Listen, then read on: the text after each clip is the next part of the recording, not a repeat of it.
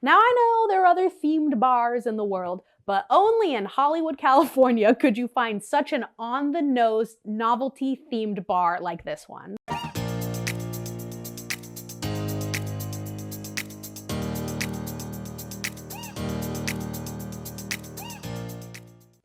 Hi everyone, welcome back to my channel, or welcome to it if this is the first time you're seeing my face. Thank you for clicking on it. That really means a lot to me. My name is Jacy and I like to do story times, rants, and chit chats on this channel. But today's video is going to be more of a throwback to some of the videos that I used to do. So last year I was doing something I called the LA Bucket List vlog series, where I would kind of vlog me exploring Los Angeles and eating food, drinking coffee, and doing fun experiences that are very unique to Los Angeles. I love doing those videos. I'm no longer a vlogger on this channel necessarily, but something that I did at the end of the year was I kind of ranked all of the things that I did from best to worst in certain categories. So that's something I definitely wanted to do again this year. Now again, because I haven't actually been vlogging this on YouTube, I have been posting them all on social media. So if you want to follow me there for this upcoming year to see kind of what I'm up to and what I might be ranking, make sure to follow me there. But I wanted to bring you a video of the top most unique things I did in Los Angeles. So I'm not going to be doing any worst items, just the most unique, memorable experiences I had throughout this year. This year was still kind of weird COVID time, so a lot of things haven't returned, or I haven't felt super comfortable going to large events. So this is definitely some more tame and mundane kind of things you could do in LA, but they're all super themed and super fun and things that I would recommend to you if you're looking for a more memorable experience in Los Angeles. So if you like videos like this, or if you like story times, or if you like hanging out with me in the comments and giving me other recommendations for things I should do in Los Angeles, then make sure to give this video a big thumbs. Dang it. Give this video a big thumbs up, it really helps me out. And make sure to subscribe, again, that also helps me out. And you can join us for future videos and follow my journey through Los Angeles and guide me on other fun things I should do. But with that being said, let's get started on some of the most unique things I did in Los Angeles in the year of 2021. The first category I'll be discussing, because it is the quickest one, will be some of the more unique food and beverage experiences I had this year. Without a doubt, one of the most fun bar experiences that I had was actually at a Star Wars themed bar. It's called Scum and Villiany Cantina, and it's right in the heart of Hollywood Boulevard, so it's absolutely a tourist trap. Now, I should forewarn you before I really get into this video, I am a huge fan of super kitschy, novelty, themed tourist traps. I think they're so fun, and they kind of get a bad rap because they are a tourist trap, but I think that's what makes them fun and unique and memorable, you know? I can't remember the best macaroni and cheese I've ever had because I'm not so much of a foodie, but I can remember if I went to a Star Wars themed bar because that is way more memorable. So when you hear a Star Wars themed bar, you know, I was picturing more of a nostalgic memorabilia type bar, you know, like lightsabers and R2-B2 going around, Darth Vader, Chewbacca.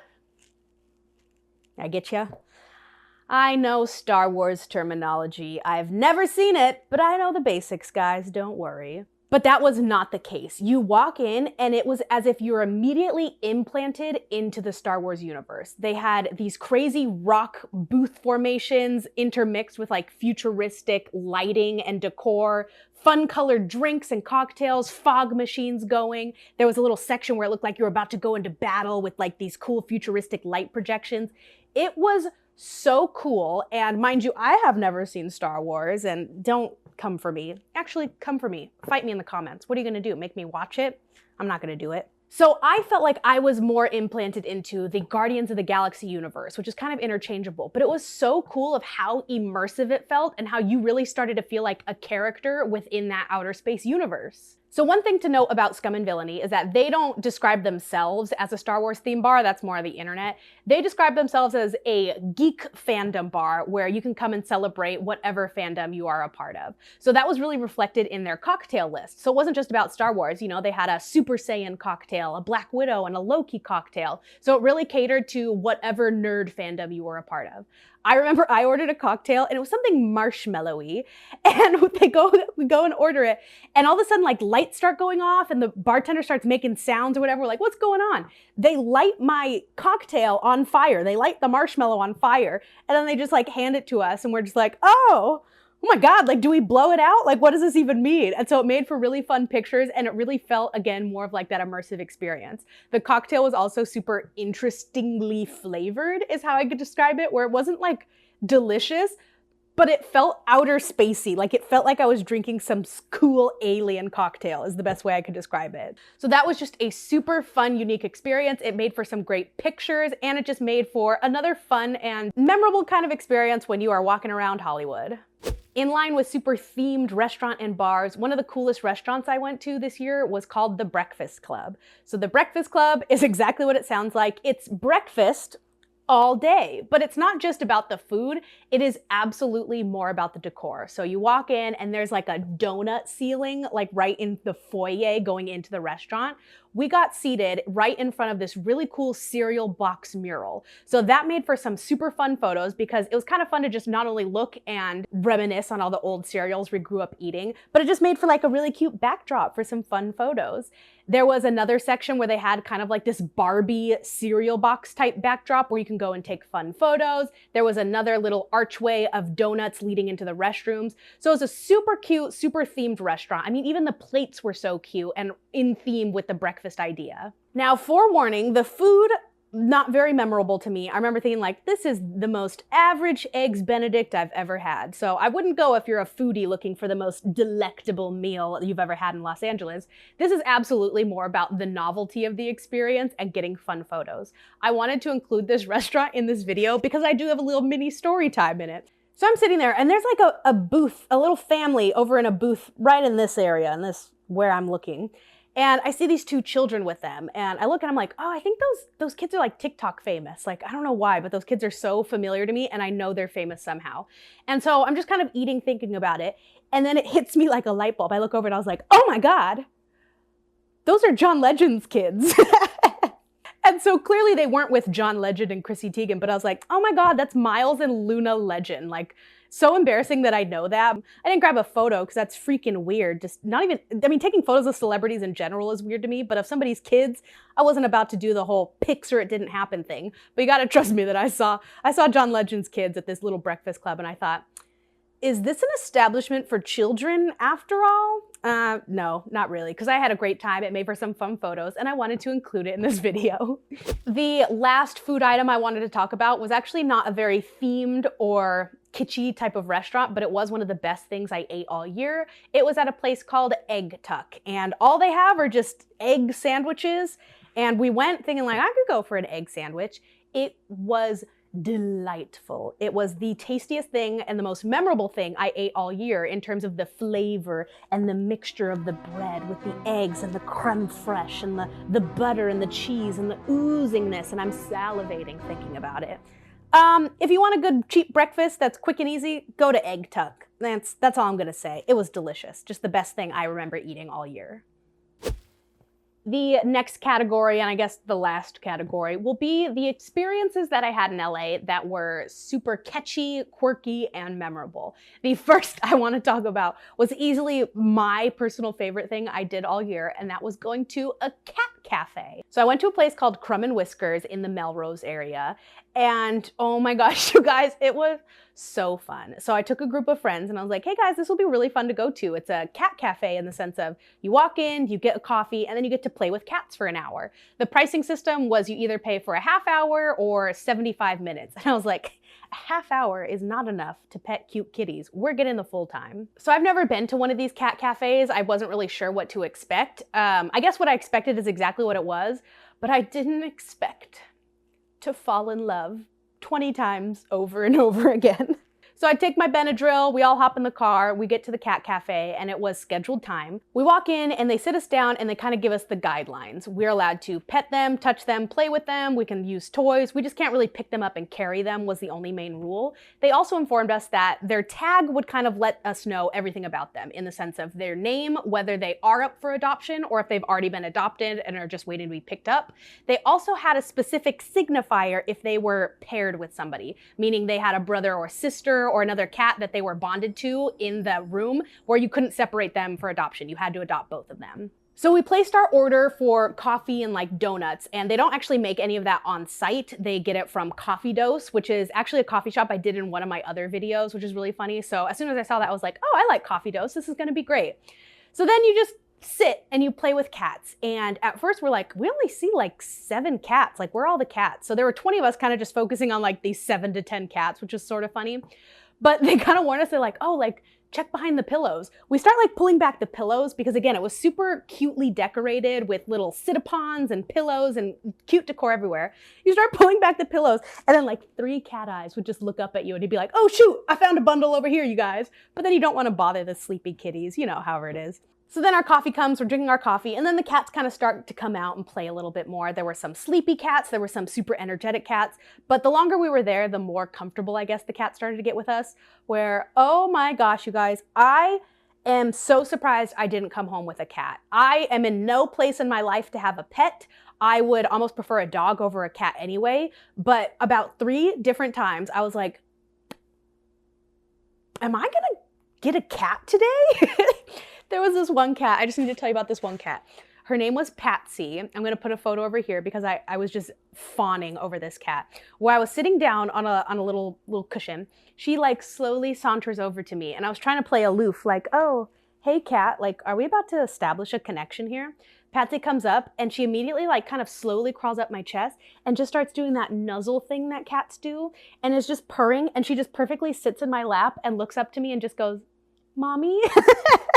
Not really, but I was like, oh my God, you guys, I just fell in love with this cat. Like, it felt like one of those true like bonding experiences with an animal that I've never really had before. The issue was that Patsy was bonded with another cat. And so I was like, all right, Patsy, let's go meet your brother and see if I'm about to come home with 2 cats. I go and meet her brother, and her brother was kind of a dick cat. Like, I'm sorry. He reminds me of Dave, like my family cat, where he was just like, what? What do you want? No, you can't touch me. I'll be over here if you want to look at me though. And I was just like, I had to sit down with Patsy and I was like, Patsy, I'm really sorry. I love you, but I'm in no place to take care of 1 cat, let alone 2. I hope you find a good home. And to this day, I still follow them on Instagram to see if like she pops up in the photos and hopes that she got adopted. That became like a weird little story time. The point is, the cat cafe was such a fun and unique experience. I would love to go back, except I'm too worried that I will come home with a cat. But it just made for a fun afternoon activity, sipping coffee, petting kitties for 75 minutes, and getting a lot of cute photos. So many great photo ops. It is so perfectly decorated in there. And I would recommend, if you guys are just bored and looking for something to do, go to a cat cafe, you know? Serotonin, it's free serotonin. Or I guess like 20 bucks for serotonin. The next most unique experience I had was actually just going to see a movie, but it felt a little bit more special than that. So I went and saw West Side Story at the El Capitan Theatre in Hollywood. So if you don't know what the El Capitan Theatre is, it is a Disney-owned movie theater where it's not just about watching the movie on a screen, but it feels more of an immersive experience where they typically have something special about it. So before this, I had only actually been to the El Capitan once in my life. It was for a 5th grade field trip, and we were bussed into the El Capitan to see one of the Chronicles of Narnia movies. And to this day, it was easily one of the most memorable experiences I've had, because I remember it was a packed theater with, you know, like 10 other schools of 5th graders. They had characters dressed up as like the Chronicle of Narnia characters. And I specifically remembered when the movie, like there was a snow scene, it started snowing in the theater. And it was so cool, so unique, and almost like a 4D experience. So I am a huge theater person. You should know that by now. I saw West Side Story was coming out, and actually the El Capitan is the closest movie theater to me. And I thought, well, let's go. I went by myself. I have no issue going to see movies by myself. You know, life truly begins when you guys learn to do things by yourself. It was so great. I got super dressed up. Where'd my lighting go? I got dressed up and I headed to the movie theater. And the coolest part about this was they had real costumes used in the actual movie on display in the foyer, which was so cool. So you got to take photos, you got to read little snippets about the costumes and who wore them. And then you go into the movie theater, and before the movie actually begins, you're treated to almost like a cool little light show where the curtains opened and it was like a 2D kind of 2-minute show about the movie industry. And the best way I could describe it is it felt like I was at a movie premiere in the 20s, you know, at the height of film and cinema, when it was this huge event to go to a premiere premiere and get all dressed up and wear your little flapper dress and see a movie in its traditional sense. So it felt super traditional, I guess is a good way to describe it, but just like a really cool experience. It didn't feel like the typical movie experience going to see Spider-Man. It felt like a prestigious event. Now again, this is still during COVID time, so they couldn't have characters going around. They couldn't do anything super duper immersive compared to other ones. It was also a shame too, because not many people were in the theater. West Side Story didn't do that great in the box office, but it still felt like a really fun experience that whenever one of those huge blockbuster movies come out, the El Capitan is absolutely a place I would recommend going to see it, because it was just a more elevated movie-going experience.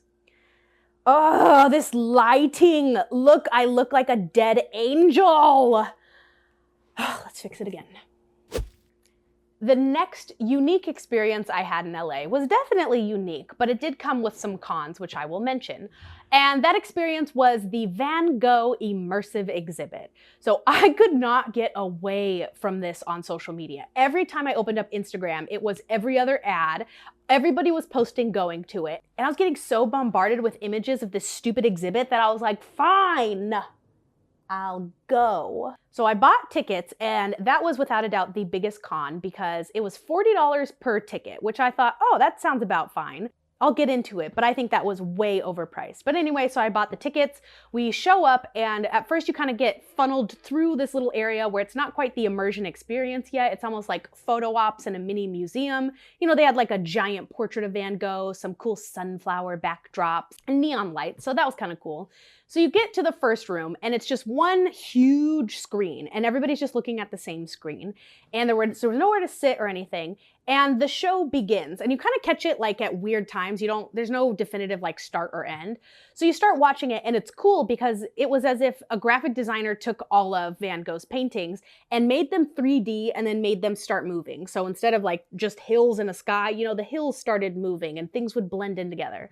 So I'm watching it, and I'm like, oh, this is pretty, but wasn't as immersive as I was expecting.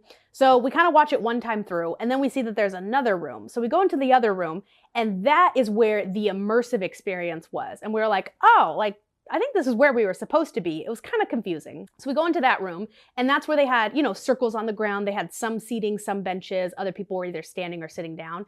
And that was where it was 360-degree views of this immersive experience. So 4 walls, there was also a ground element to it. And that one was much cooler in the sense of all of the paintings were going from wall to wall. It was on the ground, and it felt like you were actually a part of the painting. So it was kind of nice getting a preview in the first room, because it was like, oh, I like this part. This will be really cool to see how the wind goes from left to right, or see how the music really kind of fills your soul and you see the sunflowers and the starry night in its true glorious glamour. So I like art museums, I enjoy them, but this was truly a more unique art museum kind of experience, and it really did bring a lot of the paintings to life. So after watching it one time in the first room, we watched it one time in the second room, and then you kind of move around to watch it from a different perspective, because again, it's kind of like a 360-degree view. So I think in total we watched it about 3 times for like a total of an hour and a half. And then after that, you're just kind of done. You're like, all right, like I was immersed, the end. So I wanted to include that in this video, because this video is about the unique things I did in LA. That was super unique, super fun if you're really into art, especially if you're really into Van Gogh. However, the price tag, I personally didn't think it was worth it. If it was around $20, I would be posting about it every single day, being like, everybody go, this is so worth it. But for 40 bucks, I was just kind of like, eh. So take that with how you will want. You get it. Outfit change, because I lost the light yesterday, but the next most interesting thing that I did in Los Angeles this year was go to Streetfood/Rooftop cinema. So I'm not actually sure if this is the same organization, but they're kind of related, so I'm gonna group them into one. But this past October, I was talking to my brother's girlfriend, and she really wanted to go see Rocky Horror Picture Show. So she texts me and she says, hey, Streetfood Cinema is showing Rocky Horror Picture Show. Do you wanna go? And I was like, yes, absolutely. Having no idea what street food cinema was. But I bought my ticket, I brought my props, and I was excited for the event. So Street Food Cinema is basically an outdoor movie night where they have food trucks come and serve food. Street food cinema. Huh? You guys get it? So it was super cool. So I got there early, and apparently not early enough because I was halfway back from the screen, which is kind of crazy that hundreds of people were there. But they had this huge inflatable screen, and then they also had a stage in front of the screen. So what was unique about this specific show was they had a shadow theater miming the movie as it was happening. So if you haven't seen Rocky Horror Picture Show, it's kind of like a cult classic, but they had actual actors dress up as the characters and act it out without actually speaking it, but doing it right there on stage. So it was kind of like this cool movie/play hybrid, which was something I've never seen before. They also had a plethora of food trucks to choose from. I remember I got a really delicious Philly cheesesteak, and then I got dessert at some like cookie food truck, and then you take it back to wherever you have your blanket and chair set up and have like a little picnic while watching a movie. So it was super cool. It runs through, I think, most of the year. Maybe they have like some off months during the winter, but they show so many different kinds of movies, and they get more themed throughout the year. So they also did several Christmas ones, lots of Halloween ones. So it was a super fun and unique experience. I had so much fun that I looked up what other ones were going to be happening in December in terms of holiday movies. That's when I discovered Rooftop Cinema. So again, not sure if they're related, but Rooftop Cinema is, as it sounds, a movie on a roof in a building in Los Angeles. This past November, we got tickets to go see Casablanca, which I've never seen before. Really good movie. So we bought our tickets and we head up to the roof of some apartment building in downtown Los Angeles. And it was really cool because you go to the rooftop and it wasn't as high as I was expecting, but it was such a pretty view of the downtown scenery. They had chairs set up and you could buy your chair based on either a single chair or a lounger chair for 2 people.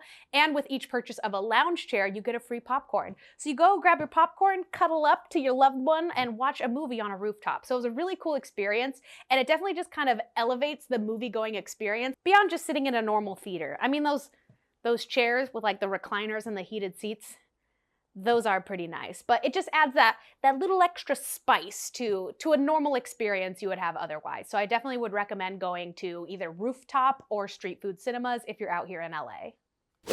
The last item of the more unique experiences I had in LA is something that I definitely want to encourage all of you to do, and that would be some of the cool volunteer opportunities I had while living in the city. Now, I like to either monetarily donate to organizations or volunteer my own time. It's one of my bullet list tasks I have to cross off every month. And so I was looking for cool and unique volunteer opportunities within the city. But during the December month, I was like, I want to do like a big event, you know, something in the giving spirit time of the year. So that's when I discovered laworks.com. And this is a wonderful website with all different kinds of volunteer opportunities throughout the city and throughout the year. So I signed up for an event with the Alexandria House, which was really awesome because I discovered it was only like a 15-minute walk from me. And they were doing a Christmas gifting event for all of their residents. So the Alexandria House provides safe housing for women and children who are in the process of moving from emergency shelters or housing into more permanent residence.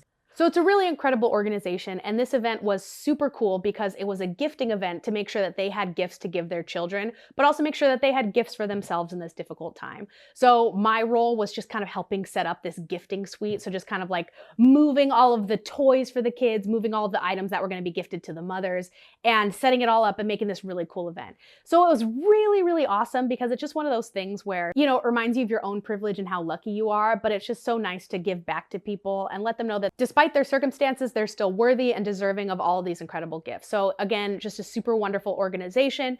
And because they're within like a 15-minute walk from me, I do plan on doing more volunteering with them in the future. But I wanted to include this because volunteering makes for the most unique experiences. You know, it reminds you that there are other people out there that you can help out, that giving back is one of the best feelings you can actually give to yourself. So it's absolutely something I would encourage you guys to do. I'm going to check out some food banks later this year because volunteering, you know, you meet new people, you get to hang out with new people, and you get to give back, and there's no better feeling than that. But that's gonna be it for this video. I hope you guys enjoyed it, and I hope it gave you some cool and unique experience ideas for if you're visiting LA, if you live in the area, and are just looking for some fun and memorable things to do. Because again, I love tourist traps, and I can't wait to do more in 2022. But I thank you guys so much for watching. I hope you had a wonderful holiday season, and I hope that your new year is off to a great start. Hashtag new year, new all of us. You know, you guys get it. But I thank you guys so much for watching, and I'll see you in the next one. Toodles! And the worst part about Los Angeles is that every gardener seems to know when you sit down to film a YouTube video, so that they can loudly mow the lawn right then and there. Pretty rude.